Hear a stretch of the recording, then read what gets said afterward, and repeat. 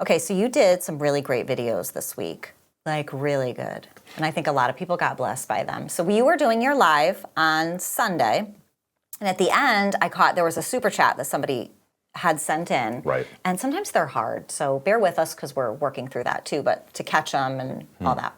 So the question was awesome, and it was about ruminating over situations in the past and all that. And you did a great video. I recommend everybody go watch the video.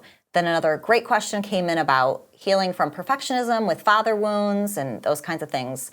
And then another great question on how do people, when you bump into people from your past and they see you one way, I'm paraphrasing, I'm not giving the question exactly, but it's basically this gist, which I think is something everybody struggles with. When you bump into people from your past and they saw you a certain way, and now you've grown and healed and come through all these things and you're a new creation, and you either revert to going back to what you were with those old people, or you're like floundering and trying to figure that out.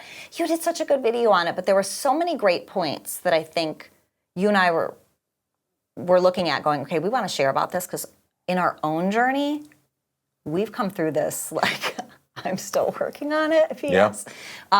Me too. We struggle with this. And I think it's good to, number one, tell our stories about it. And then I do have some questions, because you and I talk about this a lot in our own spinning over it and encouraging each other over the points that you brought out in the video. So how do you feel like this has affected you? Well, I've been in a number of different stages where I welcome change in my life. And my tendency was, like a lot of us, when you experience change or you're learning new things, you go to everyone that you care about and you want to share it with them. I, in some ways, call it the conference syndrome. And this is what I mean by that. You go to an amazing conference, it changes your life, or it brings something dynamic. And then what do? You want to go tell everyone they weren't there. And they're like, yeah, that's great. I'm happy for you. And I feel there are a couple markers where I'm trying to step into the new. I'm trying to discover who I am. I'm trying to experience change and transformation, right? I remember when I was stepping into ministry roles, which was a very young age.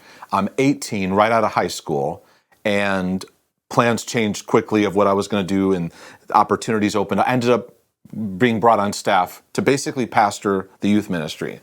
And that shift and change, the people that were familiar with me, a number of them had a hard time with that adjustment. Right. Because it's like, we knew you when you were little. Right. You know, or we've seen the kid that can goof off and whatever, and now, wait, you're leading us? Yeah, I think people have a hard time with that. It's understandable. Yeah. Okay, understandable. Yeah. So I'm trying to walk in this now. I'm getting lost in that role because I'm getting my identity now is in what I'm doing in my pastoring, and there's many areas I'm not dealing with and stuff like that. So, but that was one difficult change, and I think a lot of people are trying to grow, or they're even trying to make a difference in people's lives, and the people around them, you would think they'd be super supportive, but they actually have a hard time adjusting because there's a human tendency to hold people to an old story. So that old story, we tend to hold people to like no one ever changes. That's very true. You know? Because a lot of people don't. Right. True. They don't.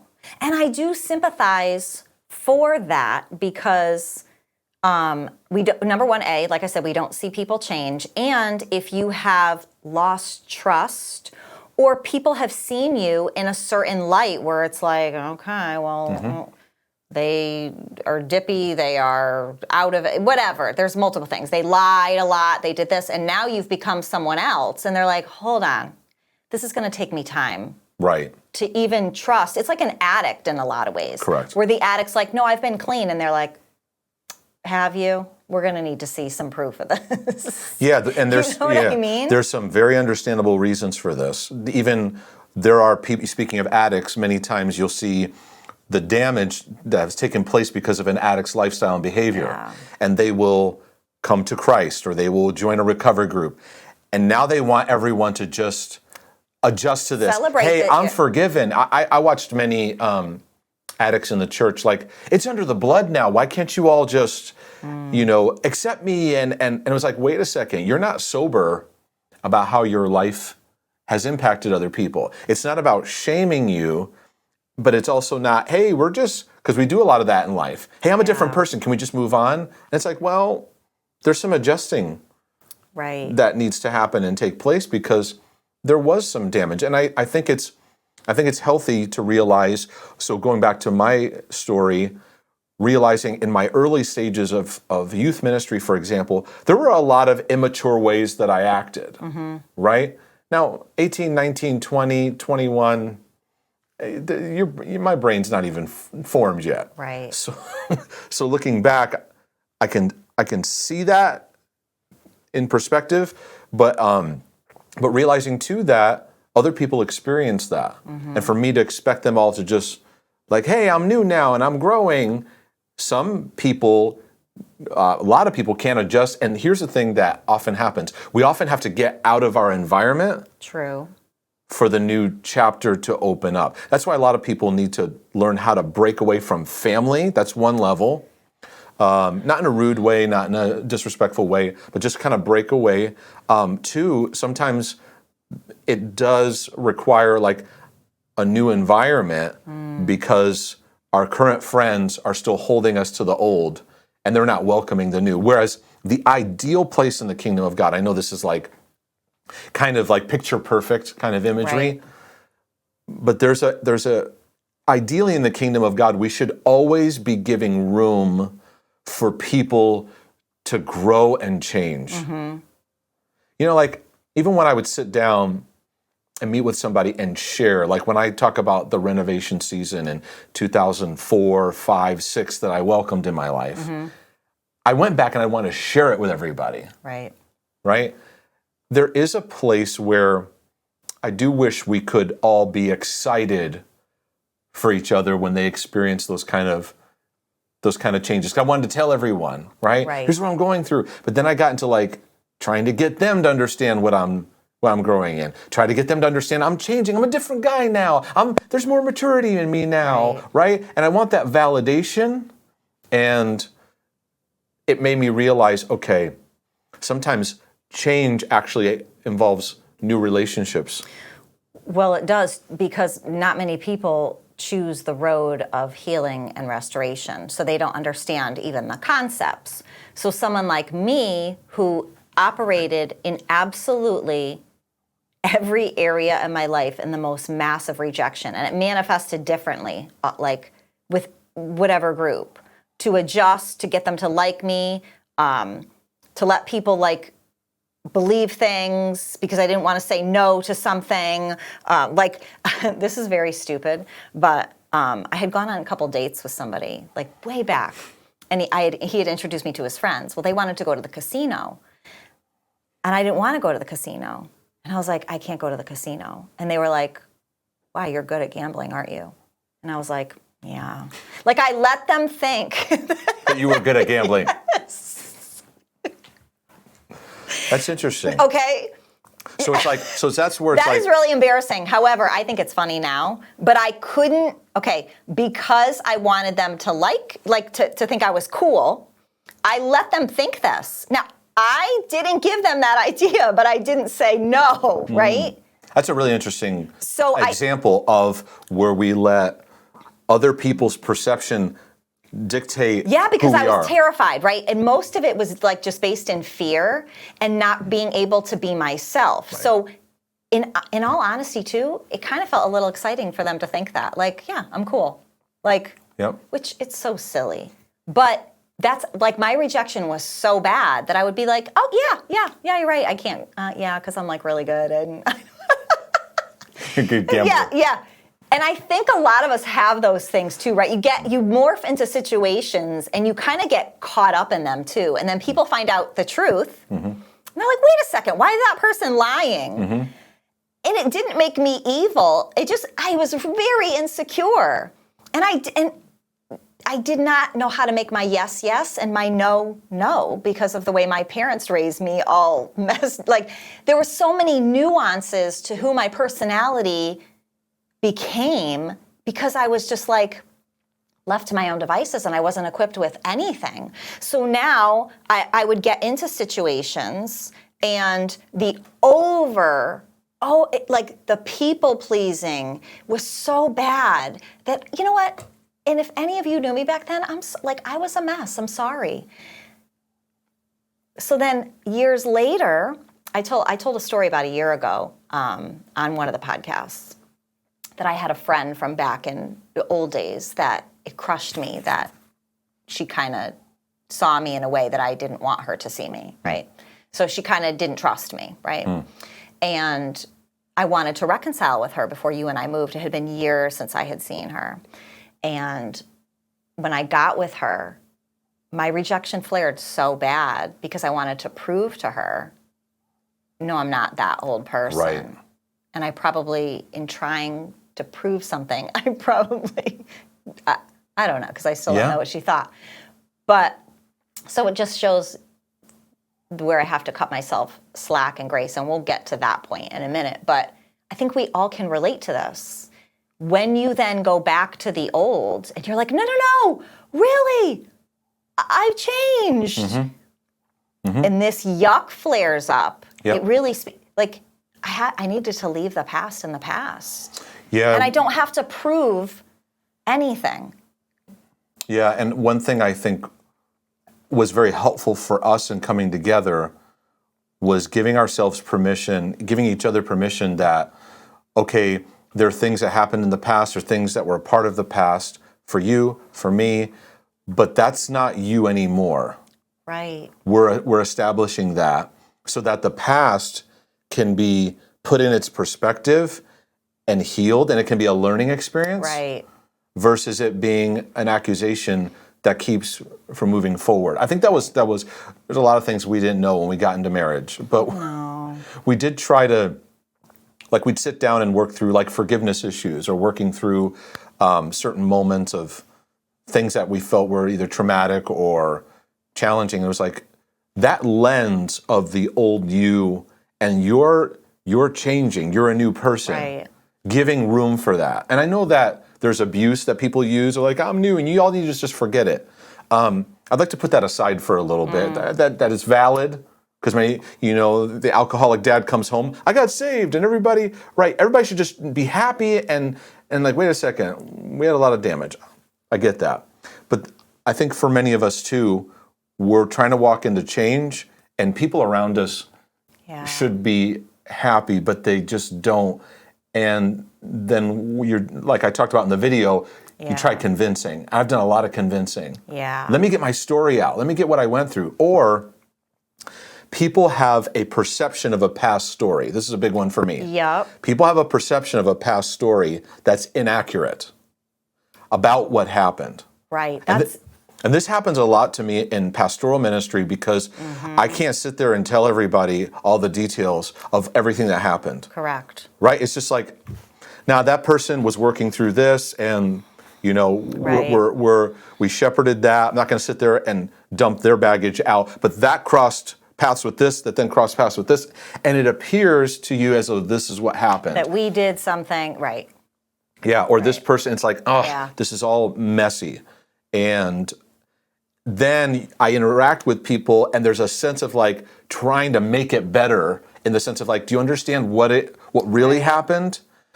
And I was not good at handling that at all, because I have this thing of well, if I can convince you of what really happened, everything will not convince you. If I can explain what really happened, right. we can talk about it, we'll fix this. And then I realized actually trying in that made it worse. Right. Right. And then you feel slimed. And again, goes to my point too, is that most of the time, and I'm sorry to say this, people are not tracking with where you're headed in healing and restoring, and they're not in that mindset. You've had to remind me that a lot. It's the same, it goes back to even the same thing of, hey, I just went to a conference and I learned all this stuff, and you're backing the dump truck on somebody, and you're like, they are not they're not even thinking about it the way you're thinking about it. Great point. And we think we can convince somebody. You've had to, because that's a big issue. That was a big issue. I think I still do that sometimes. We grow in our journey. We have a breakthrough, right? And then maybe we forgive somebody from our past, or we work through something. And we think of that relationship. The newer us goes, oh, I should go interact with them. And we don't realize they're still, now we want to give them room to change and grow, but our lens has caught them up to what we're embracing. Right. Even when you and I use the language of rejection things, I have to remember people haven't either read certain, not that we know more, that's not what I'm saying. I'm talking about where your mind is at and the where you're at with it. People could be on their way there, but you can't assume that when you engage in things that you've healed and restored, like that people are going to instantly track with you and go, that's amazing. Yeah, I get it. And we want that to, naturally, we want that to happen. We want them to link arms and be like skipping down the yellow brick road together, that we're all on the same journey. No. Family's I find the toughest area for this. I have to remind myself, like, I think about these things on a regular basis. They haven't thought about it at all in the past month or year or maybe ever. And that's not to condemn, it's to accept. I got to realize this is where we're at. Because in our change, we try too hard to put our change on other people. Yes. To force it on them, right? And that gets, to be honest, that gets legalistic, right? Because it's like somebody's like, I got passionate for God, or I experienced love in this way, and you need it too. Now we start taking it the way it's kind of manipulative that we want right. We start like shoving it in the package and the way that we received it, we're shoving it, and it's like, well, they're on their journey, and it may not be in that same way that they're going to receive it. Right. And we try to convince family. We try to, and there are times in our journey where we get confronted, and recovery groups have recognized this, codependency groups have recognized this. There's an aspect of you have to make decisions on breaking away from family in ways that's keeping you hooked to the old you, and realize they're not going to understand, and you can still do it respectfully. Right. But I think we're still locked into too many guilt-ridden patterns where we want them to them to be on board. Yes, and it's lonely. It's very lonely. Right. I think there's just a basic need and acknowledgement of that you go, well, if I hang out with them or I just touch back into that world a little bit, I won't feel as lonely. Because it's lonely to kind of separate from the pack and not go the way everybody else is going and say, I'm going to forge a new path for myself. I saw that. Which is why people coming out of addictive lifestyles and all that stuff, it becomes very hard because it is very lonely. Right, because I remember in my early pastoring days, I could see this all throughout, where people are like, I need to put my clubbing, partying lifestyle behind me, right? And all it took was just like one relationship. A lot of times a dating relationship. Right. It was very easy. I'd see it in teenagers and young adults. It would just take a dating relationship where they're dating that's not interested in being healthy or walking with Christ at all. Right. And it's like they drift because their compass hasn't been set, and so this thing of what we're teaching and what we're talking about is people who realize, I want to deal with my past. Right. I want to heal through it. I want to work on the issues of my life. I want to learn how to relate to God. I want to improve things. That isn't the majority. No. Okay. It's hard. Listen, we know that it is. Okay. So the other piece that I think would help people to talk about, because I know this is where I get tripped up, because we could hang on that like it's a lonely journey. There's a lot to that. But there is a piece that kind of separating out of that and going, okay, I'm going to change. I'm going to come into becoming a new creation and what that all looks like. That when we are going to bump into the past, we are carrying shame, guilt. Like, what does You do such a good job at explaining this, and I thought it would be so great to talk about, because we talk about this a lot for ourselves on what it looks like to really give yourself grace. Yeah, and I think where it started for me was the concept of these things are not you. That was that was helpful. Realizing from a fundamental standpoint, Paul said in Romans 7, the things that I do that I don't want to do, it's not me, it's the sin that dwells within me. Without getting into confusion, he's basically separating out who he is and all this other stuff that's going on within him. This is not who you really are.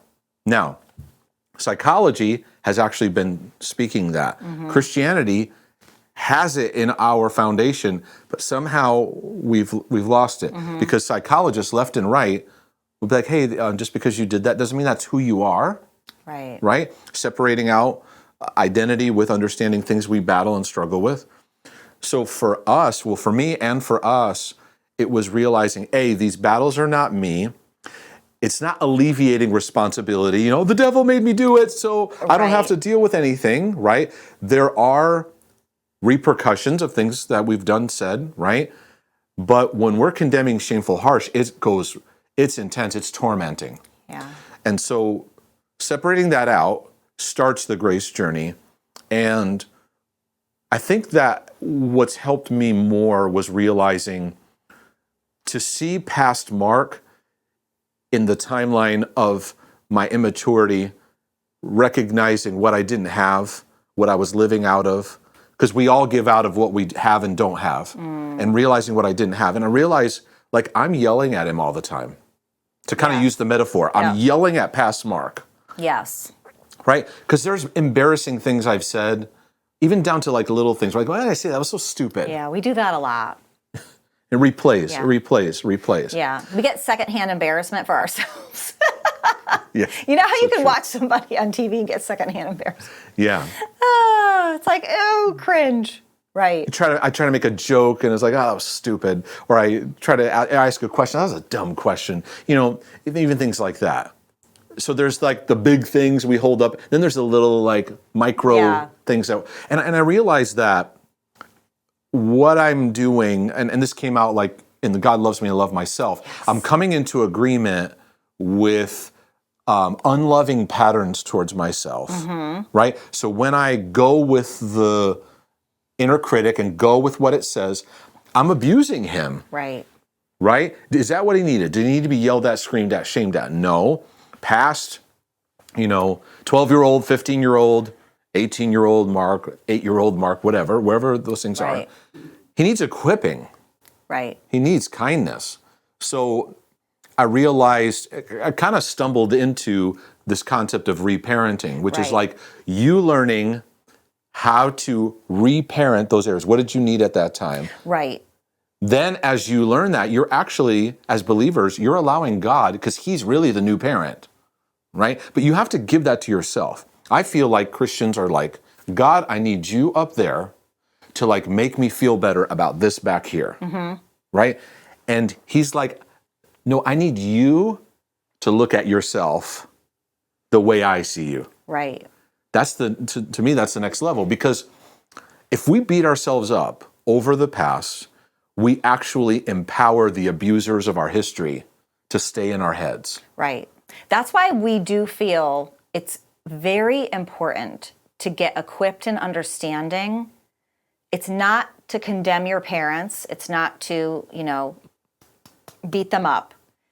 There is an understanding that you need, though, of what you grew up with and the effects of it. And psychology just does a really good job of laying out the character traits. If you were raised in a narcissistic home, this is what you're going to manifest. Right. If you were raised in an alcoholic home, this is what you're going to struggle with. It's, for me, I didn't understand a lot of those things, so I just kept making myself the enemy. Now, I could look blanketly and go, yeah, my parents messed up and they did this, which was very overt. You get, maybe you're a child that got beat and you go, yep, I got beat. I know what that is. Well, there's a whole entanglement of all kinds of other things when you grow up in any kind of abuse, whether it's extreme passivity and neglect or over abuse and alcohol, like any kind of abuse, there are certain patterns that you're going to manifest that it really helps to understand. It gives perspective, and I really feel helps for you to go, oh, like for me, Missy, you weren't given it. You weren't equipped. This is what you were given. So this is why you do what you do. Right. And then I think it does help to go, okay, like giving yourself the grace over that time to forgive myself. You didn't know what you did. Right. You didn't know what you did. Yeah. And then in return, I go, I get it. I get sobered, and I give grace to the people that still see me in that way. It's okay they see me like that. That's what I manifested back then. And I may never convince them otherwise. And I think that to me, it's impossible to deal with our past if we don't invite compassion and grace. Yeah. We're done. We're done. Like, you're going to shame yourself. You're going to condemn yourself, judge yourself. You're going to head down a quick slip and slide. Right. That's why I firmly, in my convictions, how much we need compassion and grace to be restored and renewed in our perspective. Because so many believers have been brought up with such a harsh lens that it's unbearable. I know my parents' generation in Christianity, they couldn't handle talking about the past. No. They couldn't. Because their lens was, if I bring it up, it's going to they didn't even realize how much shame they had. And they would go to, well, I'm forgiven. I'm forgiven. It's like, yes. yeah. Right. But we're going to learn. Let's learn. History repeats itself if we don't learn from it, right? And we need to learn from those things. And so I think that the lens, starting with the lens, people go, where do I'm trying to walk in new. It's first, what does it look like to look at myself and my story through love, and let me put this scenario that I'm going through in somebody that I know how to love. Because sometimes we struggle to love ourselves, but we can go, okay, well, maybe your child or maybe a friend or a loved one. Right. Put your problem in them, and when you're connected to love for them, how would you respond? Right? And that's where the journaling exercises, the self-talk, we start to address ourselves in that same way. Give what you would give. Like, for instance, if you say, well, my son, I feel this, it's easy to love him. I have a tender spot. Okay, well, if your son came to you and said he was struggling with all this, how would you respond if you were connected to love? Well, I would probably listen, tell him I'm here, tell him it's okay. Okay, well, why don't we do that with ourselves? Why is it? Because we're used to the self-beating and all that stuff. And so I think that it's all about context, interpretation, how I'm seeing it, because then I can start doing the work. Right. Because it doesn't mean with that happen, it doesn't mean people, I'm going to be abandoned, I'm going to be rejected, I will be unloved. Now, some people may not be able to handle my journey. Right. And I have to accept that. That went into the acceptance I talked about. Yeah. But when love even just starts, that's where we can, okay, that's what happened. I can start working through. Because for most people, a lot of moments in the past are overwhelming for their system. Like, it comes up and it just, shame attacks, panic attacks, it overwhelms. Right. Right? Because it's revealing, A, how unloving those moments were, and B, we're still in a hostility against ourselves. Right. Because that's what abuse does. It leaves you as an enemy to yourself. Abuse and neglect, which they have overlaps. And so you're right. We have to be able to look at our past and history and go, hey, it is, stuff's affecting you. Right. And I go even beyond psychology, recovery groups, which really ACA, Adult Child of Alcoholics, those movements actually were faith-based Christians, and they go, how can we just help people? And they had to actually step out of the current church institutional world to do it. Right. Because they're like, it's everywhere. Right. We're saying, and many agree too, that this is beyond just alcoholics. This is beyond drug addicts. We are living in a pandemic of neglect, Right. Most of us are coming out of severely dysfunctional families, and we don't even realize it. We're coming out of a mass wave of narcissism. Correct. And we're so confused. We're coming out of narcissism and a God who is really angry with you. Combine those together, and it's spinny all the time. Right. Does that make sense? So, yeah. So we're not saying God is angry at you. Right. He's not. Right. Right. So our lens of God is formed by our parents. Right. That's it. Your first introduction. So God says, hey, I'm a father. Just that right there, we're like, what? What does that mean? What does that even look like? I don't even know how to process that. Right. So I think that's what the realization that helped me. I don't know how to relate to God as a father. And then the next level was I don't know how to relate to myself. Right. That's really good. So I know. Yeah. We tend to we want to make our relationships with people better. Well, I get you.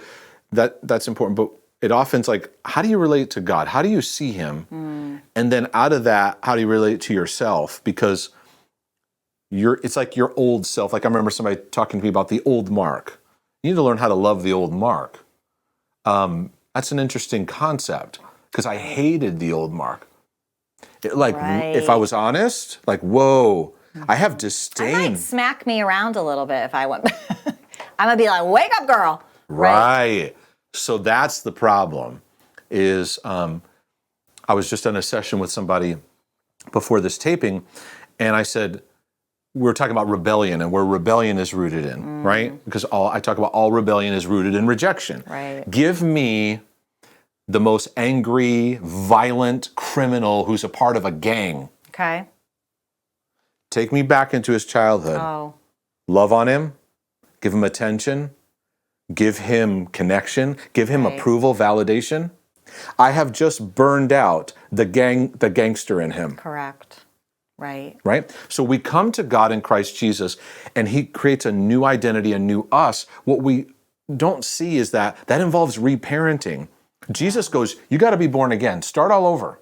Go back to being a baby again, right? Mm-hmm. Paul is saying, when we were a child, we lived like a child, but when we became a man, I put away childish ways. Well, you need help with that. Right.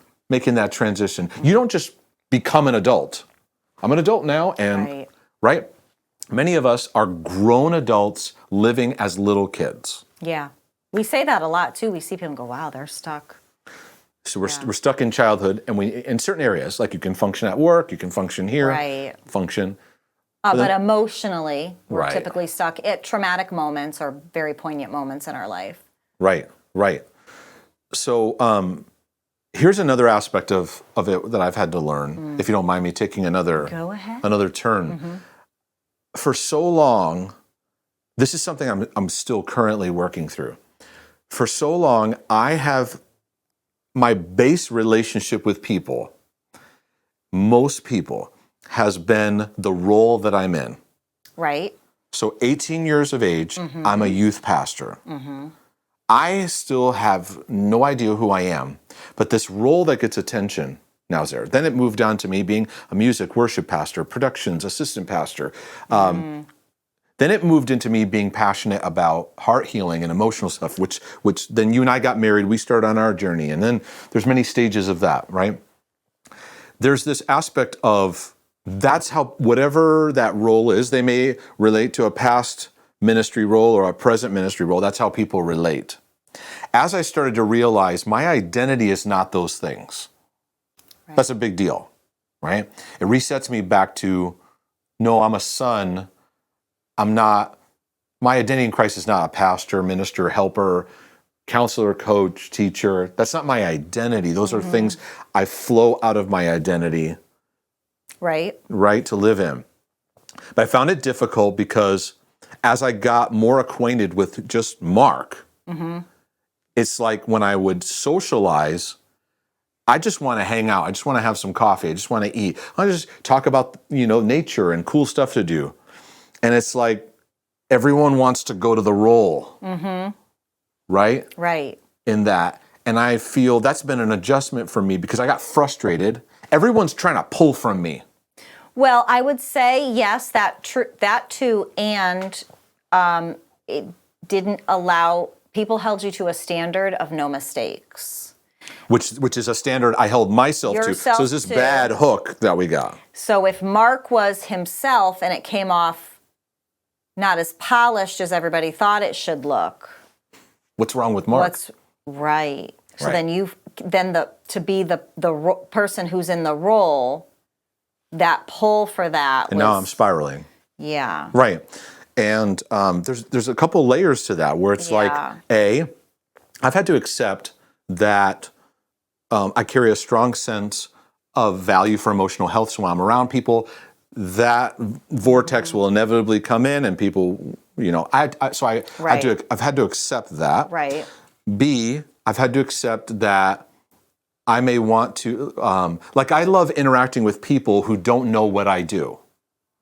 Right. I like that. Right. Because it's like, it starts at a fundamental humanity of Right. where do you live? Or how long you've lived? I like that because once the role is brought in, it's like, they see you in a different way. Like I hated telling people I was a pastor. Like if I'm on a flight, like, what do you do? I'm like, I'd want to say I'm in sales. Right. Because they already create a perception. Right. True. Of how they see you. Right. And I'm like, I'm learning who I am, and I would like you to identify with the connectivity of the identity I'm learning. Right. And in my identity. Right. And especially in the church world, let's put the flight thing as a comparison. I mean, as an example, you tell someone you're a pastor.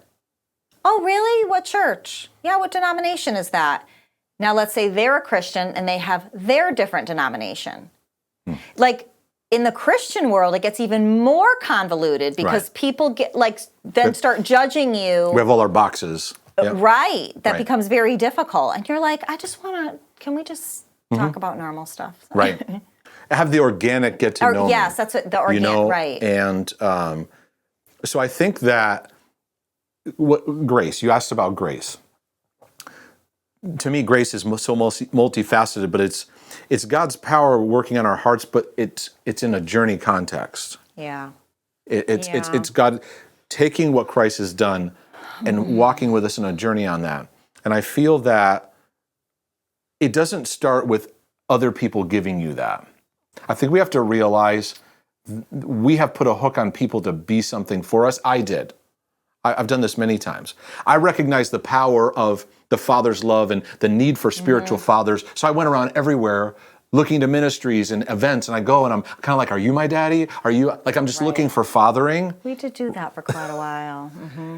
And then I realize I'm looking for something that A, I'm putting too much pressure on, and B, I kind of accept that I'm on my journey of actually learning how to relate to myself in a different way. Right. And when that happens, I give room and grace for others to walk in their own change. And I think that this isn't like a black and white episode of perfect answers. No. It's more like... You know what, too, I don't mean to interrupt you if you had a thought you were going to say. Hold it. It's all right. But we have really tried to encourage each other of, it's okay where you're at. It's a miracle that you and I are married, that we've stayed married. Amen. There's so many things that we can look at and go... We're parents. Yep, as hard as that is. Today it was hard again. There's so many things to celebrate because we can get caught. We talked about this in our, opening episode of, do you talk about mental health too much? Because sometimes we get caught in that of what are we working through? And I feel this today. And we're so aware of our emotional health that we could overtalk it. Yep. Then it becomes the focus and you can't sometimes see, okay, no, the fact that you and I have the relationship we have is amazing. It's overly amazing. So we try to encourage that in the house of we do our gratitude journals and all those things because you can forget those things. And those are simple things that you need to do because I do think that stuff helps for you to look and go, wow, I've come a long way. And where I am today, it's okay. It's a miracle that I'm here, breathing, that I'm functioning, and that I want better, that I see all that old stuff. And I'm working to put a better perspective on it. I'm working to forgive little Missy and what I went through and bad choices I made and see myself like, it's okay, you were broken and you didn't know any better. That's right. And then out of that, you learn what is helpful for you now. Right. Under shame, you don't learn anything. No. You learn nothing. Right. You learn to avoid it because Right. it's painful. Yeah. Under grace, you're like, I'm on my journey. Under love, you're like, I'm still connected to God, and I'm in that process. And God is such a confident Father. This is how confident He is. He's so confident that what Jesus paid for and did gives us the ability to discover who we are. He is so confident that on our journey, stage by stage, you're going to learn what you need to learn.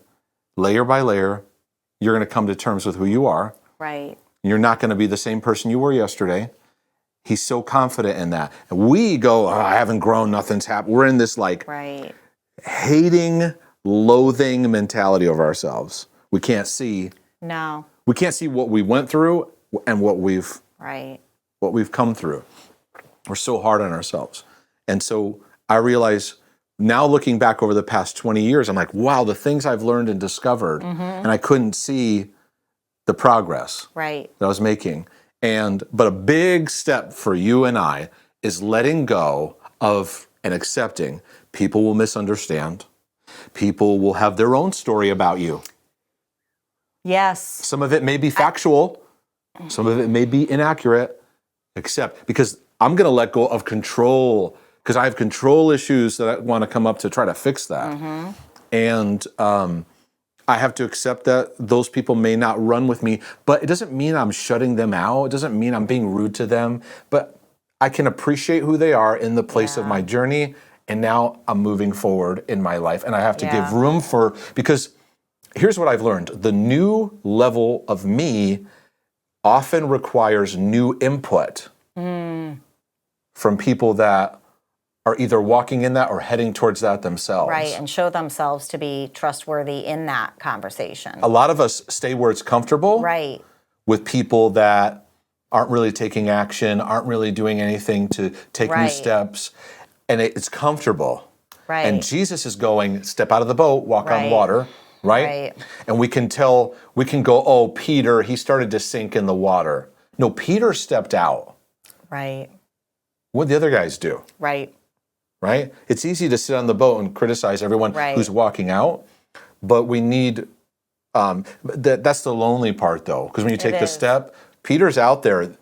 The other guys aren't like, yeah, me too, Peter, I got you. Let's just take this step. Jesus, can I walk out? Right? It's just more like him taking the step. There is that, and I talked about that in the video, there is that space that we have to give room for. Some of it's lonely. Very. And actually, the whole time you were talking, that was the stuff going through my mind, because there's a part of you just practicing in becoming the new you. And you're going to have times where it doesn't come out okay. Yep. You and I go through this where we connect with a new couple or we do something and we go, I don't know, okay. I mean, we have questions and we're like, okay, we stepped out. Right. We stepped out. The whole theme is learning to see yourself with a new lens. Totally. And that's what the journey is. Whether people give that to you or not. Right. Now, you and I give it to each other, but we fall short in this. We do. So, and we can't. We're walking this out too. Right? I can't depend on you. To see me in this great way if I'm not seeing that myself. And I can't, otherwise I'm going to pull on you to be something that I need God to be, and quite frankly, that I need to be for myself. Yeah. And so our advice is to keep practicing. That's it. Work on giving yourself grace. Get the book, God Loves Me and I Love Myself, because that will be a great recommendation. Foundational stepping stone. And please go back. Can we link the videos? The two videos from this week? The two videos, yep. Yesterday and the ruminating over the past. Well, this week's videos were great, but all of them. Awesome. This is great. I pray that you got a lot out of this discussion. If you feel like there's something that really stuck out to you that was helpful, would you put it in the comments? And please be sure to like and subscribe, and go to markdejesus.com where you can subscribe to an email newsletter, get updates, and you can get a free download of our book, Experiencing God's Love as Your Father. And you can also support by a one-time donation or become a regular supporter. But we look forward to seeing you again, Lord willing, and the creek Don't rise. don't rise. This is your brother from another mother. And your sister from another mister. We're out. Thank you.